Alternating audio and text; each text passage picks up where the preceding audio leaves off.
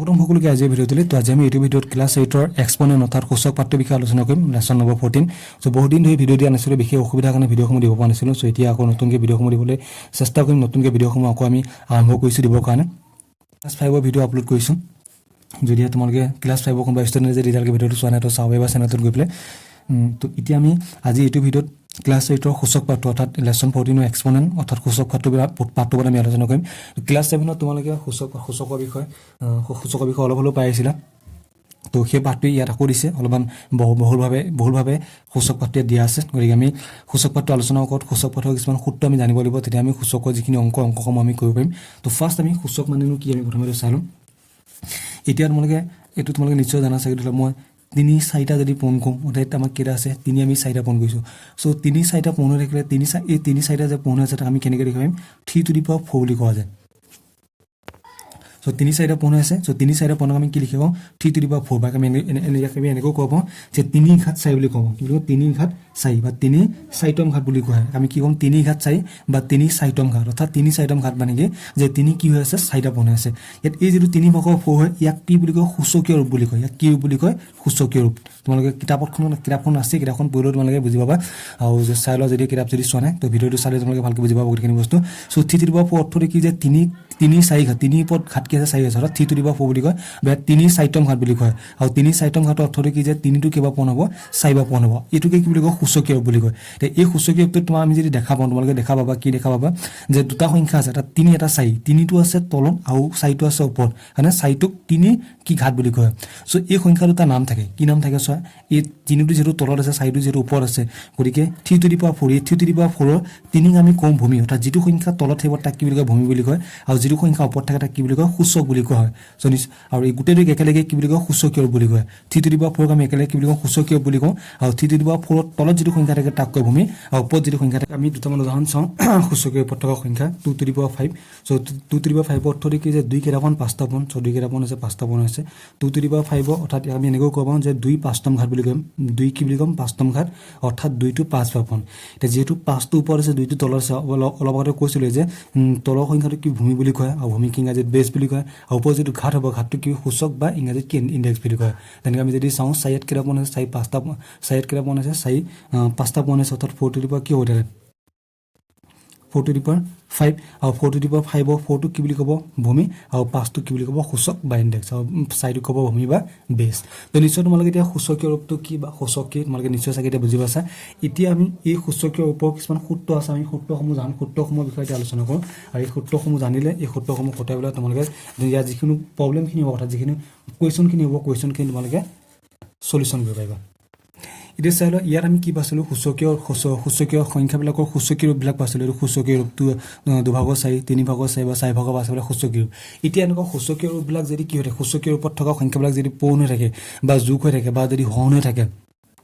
চ' তেতিয়া আমাৰ সেই সূচকীয় ৰূপত থকা সংখ্যাবিলাক আমি কেনেদৰে সমাধান কৰিম। চ' এই গোটেইখিনি সমাধান কৰিবলৈ কিছুমান সূত্ৰ আছে। চ' সেই সূত্ৰখিনি আমি চাওঁ। তো সূত্ৰখিনি চোৱা তেতিয়াহ'লে কি সূত্ৰ আহিব পাৰে ইয়াত। এতিয়া সূত্ৰসমূহ আমি চাওঁ, সূত্ৰসমূহ কি সূত্ৰ পৰিব। এতিয়া ধৰি লওক সূত্ৰসমূহ আলোচনা কৰাৰ প্ৰথম এই লাইনটো তোমালোকে বুজি লওঁ যে এই বি যিকোনো অশূন্য পৰিমেয় সংখ্যা হ'লে, এতিয়া পৰিমেয় সংখ্যা বুলি কৈছে, এতিয়া পৰিমেয় সংখ্যাত কি সংখ্যা সোমাই থাকে তোমালোকে নিশ্চয় জানা চাগে। পৰিমেয় সংখ্যাত স্বাভাৱিক সংখ্যা সোমাই থাকে, পৰিমেয় সংখ্যাত পূৰ্ণ সংখ্যা সোমাই থাকে, পৰিমেয় সংখ্যাত অখণ্ড সংখ্যা সোমাই থাকে, আৰু গোটেইখিনি বা পৰিমেয় সংখ্যাত কি থাকে, ভগ্নাংশ সোমাই থাকে, আৰু গোটেইখিনি মিলি পেলাই কি হয়, পৰিমেয় সংখ্যা হয়।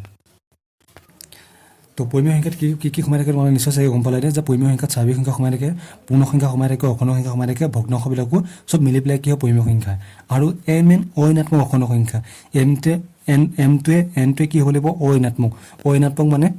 ঋণাত্মক সংখ্যা হ'ব নোৱাৰিব। অঋণাত্মক বুলি ক'লে, অঋণাত্মক অখণ্ড সংখ্যা বুলি ক'লে আমি কি বুজিম, ধনাত্মক অখণ্ড সংখ্যা বুজিম। নিশ্চয় তোমালোকে বুজি পাইছা। অঋণাত্মক অখণ্ড সংখ্যা মানে কি যে সিহঁত কি হ'ব নোৱাৰিব, ঋণাত্মক হ'ব নোৱাৰিব। ইয়াত কি হ'ব নোৱাৰিব, ঋণাত্মক হ'ব নোৱাৰিব, অৰ্থাৎ ধনাত্মক অখণ্ড সংখ্যাবিলাক হ'ব লাগিব। এতিয়া চাই লওঁ, তেতিয়া প্ৰথম সূত্ৰটো কি আহিব চোৱা। প্ৰথম সূত্ৰটো আহিব a to the power m into b to the power a to the power m into a to the power n। তো ইয়াৰ প্ৰথম সূত্ৰটো আহিব এইটো এটা সূচকীয় ৰূপ, এটা সূচকীয় ৰূপ, a to the power m এটা সূচকীয় ৰূপৰ সংখ্যা, a to the power n এটা সূচকীয় ৰূপৰ সংখ্যা, দুইটা কি হৈছে পূৰণ হৈ আছে। a to the power m into a to the power n, আৰু এইটো কি সংখ্যা, পৰিমেয় সংখ্যা এই ঠাইত মানে মই যিকোনো সংখ্যা ল'ব পাৰিম পৰিমেয় সংখ্যা বুলি ক'লে স্বাভাৱিক সংখ্যা ল'ব পাৰিম পূৰ্ণ সংখ্যা ল'ব পাৰিম অখণ্ড সংখ্যা ল'ব পাৰিম ভগ্নাংশ সংখ্যা ল'ব পাৰিম খালি এইটোৱে কি বুজাব পৰিমেয় সংখ্যা বুজাব a to the power m into a to the power m অৰ্থাৎ এইটো a পদ ঘাত আছে m অৰ্থাৎ এইটো a সূচক হ'ল m আৰু এইটো a সূচক হ'ল কি n এতিয়া আমি যদি চাওঁ অলপ আগতে কৈছিলোঁ যে এইটো কি বুলি কয় ভূমি বুলি কয় ওপৰটো কি বুলি কয় ঘাত বা সূচক বুলি কয় আৰু তলটো ভূমি ওপৰটো কি বুলি কয় ঘাত বা সূচক বুলি কয় ইয়াত যদি আমি যদি চাওঁ যে ইয়াত আমাৰ কি হৈছে দুইটা সূচক কিটা একে মানে দুইটা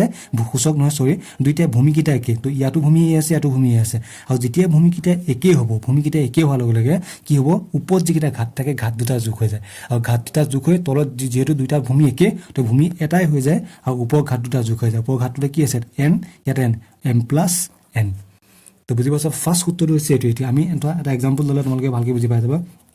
ধৰিলে আমি এটা ল'লো 2 to the power 5 into 2 to the power 7 এতিয়া চোৱা সূচকৰ মানে ভূমি ঘাত বা সূচক ভূমি সূচক আৰু দুইটা ভূমি একে 2 ইয়াতো 2 আছে তাক ভূমি কিটা একে আৰু যদি ভূমি কিটা যদি একে হয় ওপৰ ঘাত কিটা কি হৈ যাব তেলে অলপ সূত্ৰৰ খুঁটা দিল হ'ল ভূমি কিটা একে থাকিলে আৰু ওপৰ ঘাত দুটা কি হৈ যায় যোগ হৈ যায় সো ওপৰ ঘাত দুটা মই যোগ কৰি দিলোঁ কিমান হ'ব তেলে 5 যোগ 7 5 কাটে কিমান 12 অৰ্থাৎ 2 to the power 12 2 to the power 5 into 2 to the power 7 দুইটা ভূমি একে আৰু ভূমি একে হোৱাৰ কাৰণে ওপৰ ঘাত কিটা যোগ কৰি আমি কিমান পালোঁ 2 to the power 12 এইখিনি বিষয় বুজা তোমালোকে ক্লাছ 7 ত পাই আহিছিল তথাপিও চাই লোৱা কাৰণ এইখিনি খুঁটিয়াই পেলাই আমি অকণ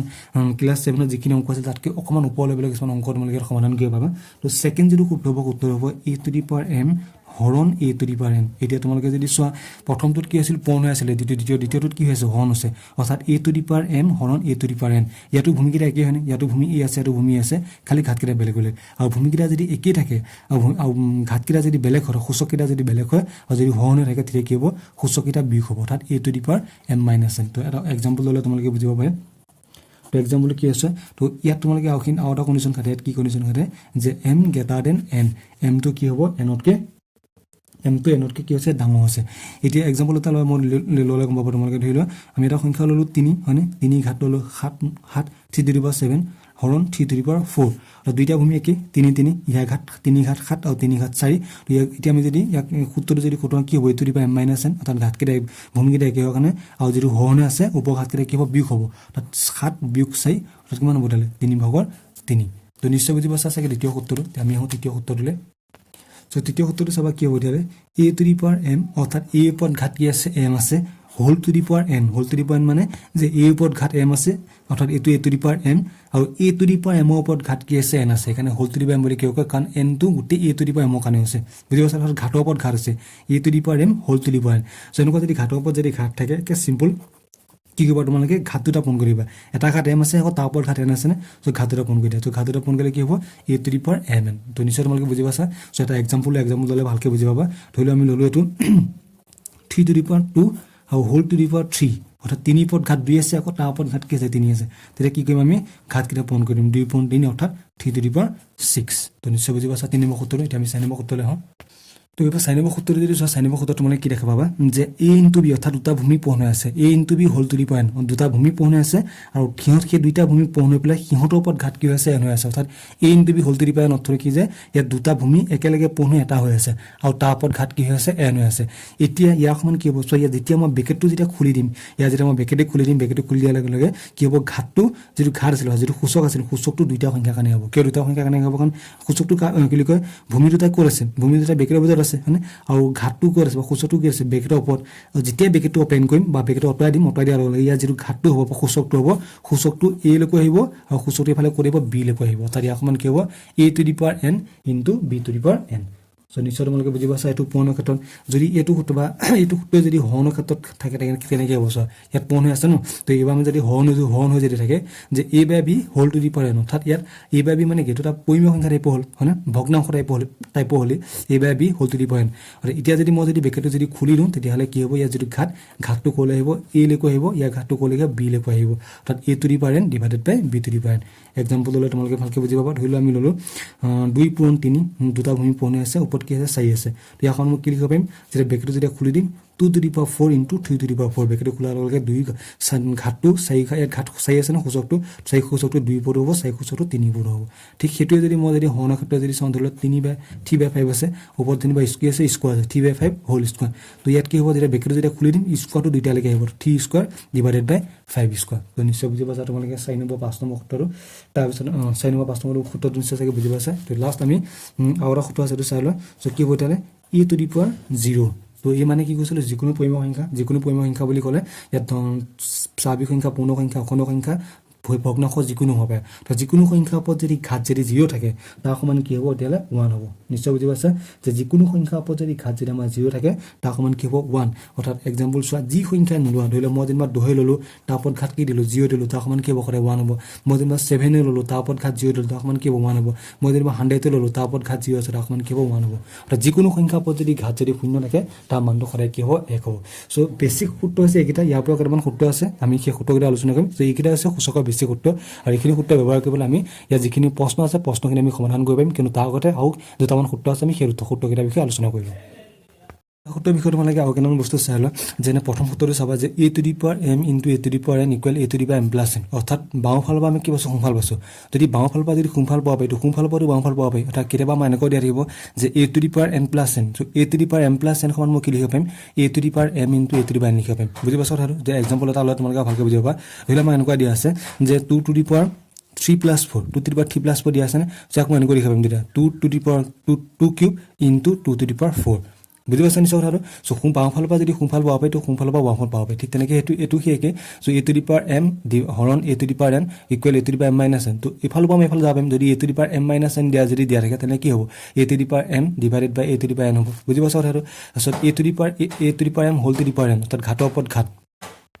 তাত ঘাতৰ ওপৰত ঘাত থাকিলে ঘাত দুটা পূৰণ হৈ যায় তো এটো যদি মই এনেকৈ সোঁফালৰ পৰা যদি আমি চাওঁ যে a to the power m n অৰ্থাৎ দুটা ঘাত ওপৰত পূৰণ হৈ আছে তো তাক মই কেনেকৈ লিখিব পাৰিম তেতিয়াহ'লে যে a to the power m whole to the power n বা মই এনেকৈ লিখিব পাৰিম যে a to the power m whole to the power m বুজি পাইছা দুটা ঘাত পূৰণ হৈছে দুটা ঘাত পূৰণ থাকিলে মই এনেকৈ লিখিব পাৰিম a to the power m whole to the power n বা a to the power n whole to the power কি হ'ব m হ'ব তো নিশ্চয় বুজি পাইছা চাগে তেনেকৈ তো বাকী সূত্ৰকেইটা সেইকে যে বাওঁফালৰ পৰা যদি সোঁফাল পাব পাৰি সোঁফালৰ পৰা কোনফালে পাৰিম বাওঁফাললৈ আহিব পাৰিম তো বুজি পাইছা এইখিনি আৰু এটা বস্তু তোমালোকে চাই লোৱা আমি যেতিয়া সূত্ৰকেইটা লিখিলোঁ তেতিয়া আমাক কোৱা আছিল যে m আৰু n কি হ'ব লাগে অঋণাত্মক অখণ্ড সংখ্যা হ'ব লাগে এতিয়া যদি m আৰু n অঋণাত্মক অখণ্ড সংখ্যা নহৈ পেলাই যদি ঋণাত্মক অখণ্ড সংখ্যা হয় তেতিয়া কি হ'ব তেতিয়াও এইকেইটা সূত্ৰ খাটিব যেনে ধৰি লোৱা এটা এক্সাম্পল আমি লৈ লওঁ ধৰি লোৱা আমি ল'লোঁ 2 to the power minus 3 into 2 to the power minus 4 মানে সো ইয়াত যদি 2 ঘাত যদি চাও minus 3 2 ঘাত minus হয় অৰ্থাৎ এবাৰ ঘাত কেইটা কি হৈছে m আৰু n এটো m এটো n হয়নে তো m আৰু n এবাৰ কি হৈছে অঋণাত্মক অখণ্ড সংখ্যা আছে m ঠাইত -3 আছে n ঠাইত কি আছে -a আছে অঋণাত্মক অখণ্ড সংখ্যা সো অঋণাত্মক অখণ্ড সংখ্যা হলো আমাক কি কৰিব সূত্ৰকেইটা খাটিব সো আমি তেতিয়া আমি কি কৰিম সূত্ৰটো মানে কি আছিল যে ভূমিকেইটা একে পূৰণ হৈ আছে হৰকেইটা বেলেগ তো ভূমি একে ভূমি এটা হৈ যাব ওপৰ ঘাতকেইটা কি হ'ব যোগ হ'ব সো -3 প্লাস -4 হ'ব তো -3 প্লাস কিবা -4 গতিকে আমি এটা কি কৰিম এতিয়া যোগ কৰি দিম সো কেনেকৈ যোগ কৰিম -3 ব্ৰেকেট খুলিলে প্লাস মাইনাস মাইনাস হ'ব প্লাস ব্ৰেকেট খুলিলে প্লাস মাইনাস মাইনাস তো 2 to the power -3 -4 কিমান হ'ব তেতিয়াহ'লে 3 আধাৰ -3 মানে 3 আধাৰ -4 মানে 4 আধাৰ মুঠতে থাকে হ'ল 4টা হ'ল দুইটা সংখ্যা ঋণাত্মক গতিকে সংখ্যা দুটা যোগ হৈ যাব কিন্তু চিহ্নটো কেনেকৈ কাষত কি চিহ্ন আহিব মাইনাস চিহ্ন আহিব কাৰণ 3টা আধাৰ 4টা আধাৰ টোটাল কেইটা হ'ল 7টা আধাৰ তো 2 to the power -7 তো নিশ্চয় চাগে তোমালোকে বুজি পাইছা যদি m আৰু n অঋণাত্মক অখণ্ড সংখ্যা হ'লে কিবা এই সূত্ৰখিনি ব্যৱহাৰ কৰিব পাৰিম তো নিশ্চয় চাগে তোমালোকে বুজি পাইছা যদি এই ঘাতকেইটা যদি অঋণাত্মক অখণ্ড সংখ্যা মানে ঋণাত্মক অখণ্ড সংখ্যাও যদি হয় ঋণাত্মক অখণ্ড সংখ্যা হ'লেও তো আমি যিখিনি সূত্ৰ এটা আছে সেই সূত্ৰখিনি অঋণাত্মক অখণ্ড সংখ্যাৰ ক্ষেত্ৰত খাটিব তো এটা এক্সাম্পল তোমালোকক দিছোঁ তো বাকীখিনি ক্ষেত্ৰতো সেই একেই হ'ব তো আমি যেতিয়া কুৱেশ্যনবিলাক সমাধান কৰিম তেতিয়া তোমালোকে এই বিষয়ে ভালকৈ বুজি পাবা এতিয়া আমি আহোঁ আৰু দুটামান সূত্ৰ আছে সেই সূত্ৰ দুটা ওপৰত আমি আলোচনা কৰোঁ সো এতিয়া আমি প্ৰথম ঋণাত্মক অখণ্ড সূচক অৰ্থাৎ সূচকটো যদি ঋণাত্মকত যদি থাকে সো তাৰ কাৰণে ফাৰ্ষ্ট সূত্ৰটো হৈছে a to the power -1 - n অৰ্থাৎ আমি যদি চাওঁ a টো ভূমি n টো হ'ল সূচক আৰু সূচকটো কিহত আছে ঋণাত্মকত আছে নে ঋণাত্মক অখণ্ড সংখ্যা গতিকে a to the power -n যদি হয় তো তাক মই যদি সেই সূচকটো যদি ধনাত্মক যদি লিখিব বিচাৰোঁ তো এই সূচকটো ঋণাত্মকত আছে তো এই সূচকটো যদি মই ধনাত্মক লিখিব বিচাৰোঁ তেনে কি হ'ব তেনে মাইনাছ চিনটো অঁতাই দিয়াৰ লগে লগে কি আহি যাব 1 বাই আহি যাব আৰু 1 বাই আহি যাব তলত কি হ'ব a to the power অৰ্থাৎ সূচকটো বা কি নাইকিয়া হ'লগৈ আমাৰ ঋণাত্মক চিহ্ন নাইকিয়া হ'ল সূচকটো আমাৰ ধনাত্মক হৈ গ'ল না এতিয়া a to the power n প্ৰথমে a to the power -n আছে তো সূচকটো ঋণাত্মকত আছিলে আৰু সেই সূচকটো যেতিয়া মই ধনাত্মক লিখিব বিচাৰিলোঁ তো তেতিয়া কি হ'ব তেতিয়াহ'লে -n টো অঁতাই দিলে কি হ'ব 1 বাই 1 বাই a টু দি পাৱাৰ কি হ'ব n হৈ যাব অৰ্থাৎ 1 বাই কৈ দিয়াৰ লগে লগে n ৰ পৰা কি নাইকিয়া হ'লগৈ মাইনাছ চিনটো নাইকিয়া হ'ল তো বুজি পাইছা নিশ্চয় এতিয়া এইটো বাওঁফালৰ পৰা সোঁফাল হৈছে এইটো সোঁফালৰ পৰা সোঁফালৰ পৰা মই বাওঁফাললৈ আহিব পাৰিম তাত মোক যদি এনেকৈ যদি দিয়া থাকে যে 1 বাই a to the power n তো ইয়াৰ পৰা যদি মই 1 বাই টো যদি অঁতৰাই দিওঁ তেতিয়া কি হ'ব তাৰে a to the power n লগত কি চিন হৈ যাব মাইনাছ চিন হৈ যাব অৰ্থাৎ a to the power minus চিন তো নিশ্চয় বুজি পাইছা হয়নে চ' আমি আৰু এটা চাওঁ তেনেকুৱা সূত্ৰ এটা এইটো এটা সূত্ৰ হ'ল আৰু এটা সূত্ৰ চোৱা তোমালোকে a by b whole to the power minus চিন এটা চোৱা a by b whole to the power minus চিন অৰ্থাৎ এবাৰ ইয়াৰ আমাৰ যিটো ভূমি আছিল ভূমিটো আছিল a এবাৰ ভূমিটো কি আছে a বাই b অৰ্থাৎ ভূমিটো পৰিমেয় সংখ্যা হিচাপত আছে না এইটো ভগ্নাংশ টাইপত আছে a by b whole to the power minus চিন তো ইয়াৰ সমান কি হ'ব ইয়াৰ পৰা যদি মই যদি কি কৰিব বিচাৰোঁ মাইনাছ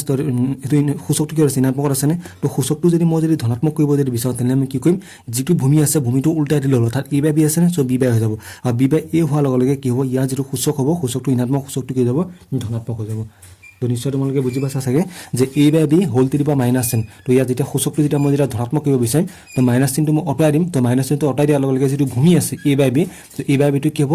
a বাই b প্ৰতিকমটো হৈ গ'ল ইয়াত অৰ্থাৎ b by a by b প্ৰতিকম b বাই হ'বনে আৰু a by b whole to the power minus চিন সমান কি হ'ব b by a whole to the power n অৰ্থাৎ সূচকটো ক'ত আহি গ'ল ধনাত্মক আহি গ'ল ঋণাত্মক সূচকটো ধনাত্মক আহি গ'ল তো বাওঁফালৰ পৰা সোঁফাল হৈছে তো সোঁফালৰ পৰা বাওঁফাল কৰিব পাৰিম মই অৰ্থাৎ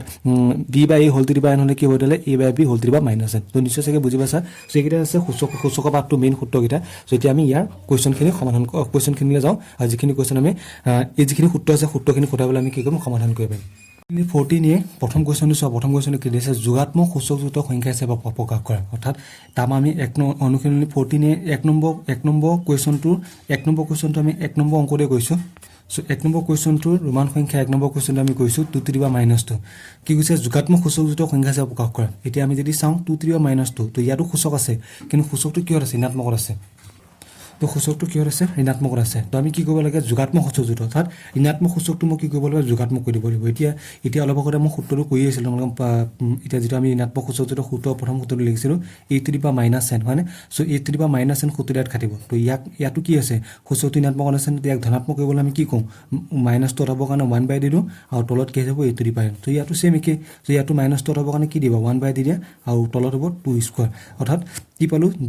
1 বাই কোৱাৰ লগে লগে 2 আগত যিটো ঋণাত্মক চিন আছে ঋণাত্মক চিনটো নাইকিয়া হৈ গ'ল অৰ্থাৎ ইয়াত যদি 2 আগত সূচক কি পালোঁ 2 পালোঁ নে অৰ্থাৎ যোগাত্মক সূচকযুক্ত হৈ গ'ল নে এতিয়া প্ৰথমে সূচকটো ঋণাত্মক আছিল এতিয়া সূচকটো কি হ'লগৈ যোগাত্মক হৈ গ'লগৈ তো নিশ্চয় চাগে বুজি পাইছা তোমালোকে এইটো কুৱেশ্যন চ' এইটো সৈতে তোমালোকৰ 2 3 4 এইকেইটা একেই কুৱেশ্যন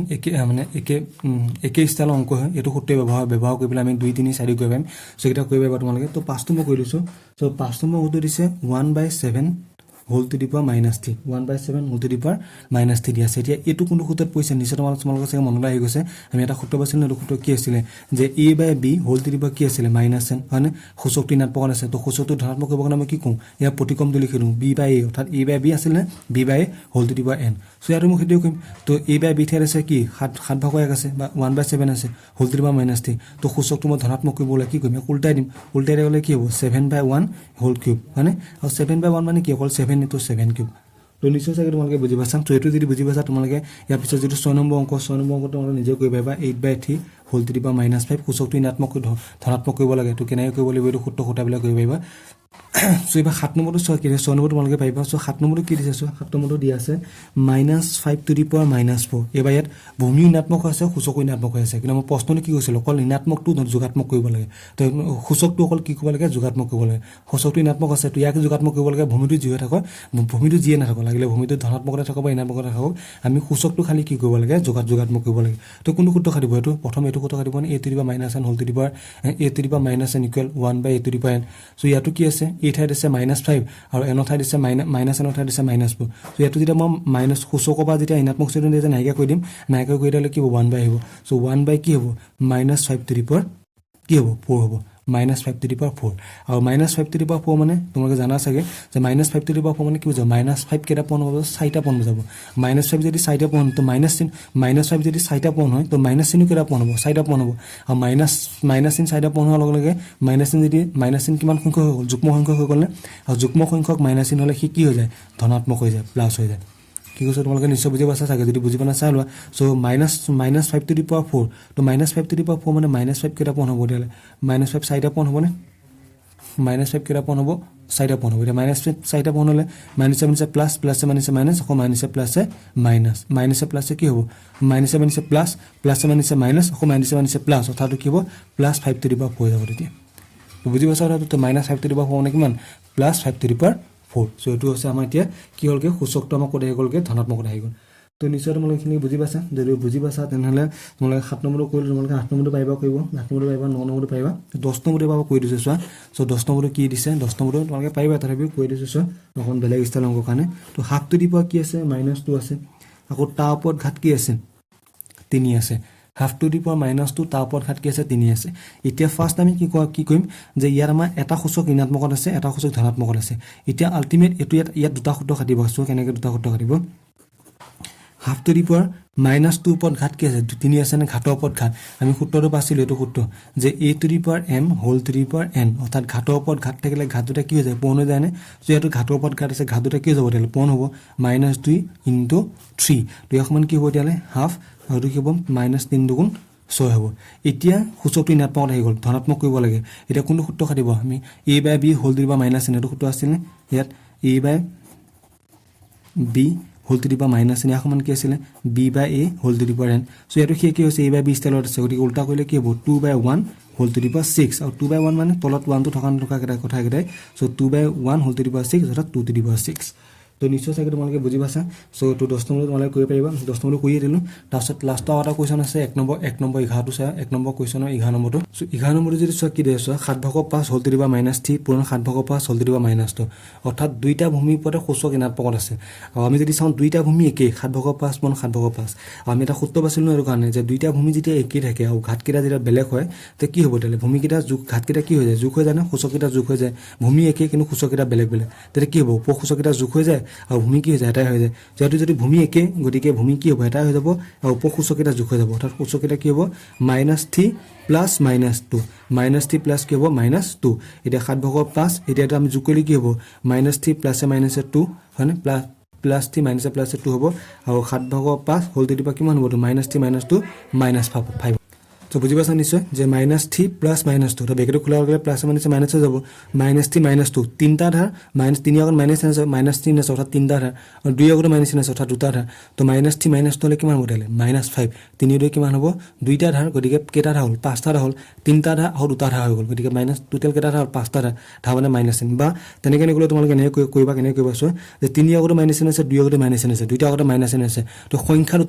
দুটা সাংখ্যিক মান দুটা যোগ হৈ যাব অৰ্থাৎ 3 আৰু 2 যোগ হৈ যাব 3 2 কিমান 5 আৰু দুইটা আগত যেটো -n আছে হেটো হেনকৰ কি হ'ব -n হ'ব এতিয়া সূচকটো কি আছে ঋণাত্মক আছে সূচকটো মই ধনাত্মক কৰিব লাগে এতিয়া কোনটো সূত্ৰ কাটিব এতিয়া a by b whole to the power -n এটো সূত্ৰ কাটিব তো ইয়াক সমান কি আছিল b by a whole to the power n so ইয়াক মই কি কৰিম a by b whole to the power n হৈ আছে আৰু উল্টাই দিয়া ভূমিটো উল্টাই দিয়া ভূমিটো উল্টালে 7 টো কলে যাব পলে 5 টো তললৈ আহিব আৰু -5 টো কি যাব দিয়া +5 হৈ যাব তো সূচকটো ধনাত্মক হ'লনে সৈকিতে সো 1 নম্বৰ তোমালোকক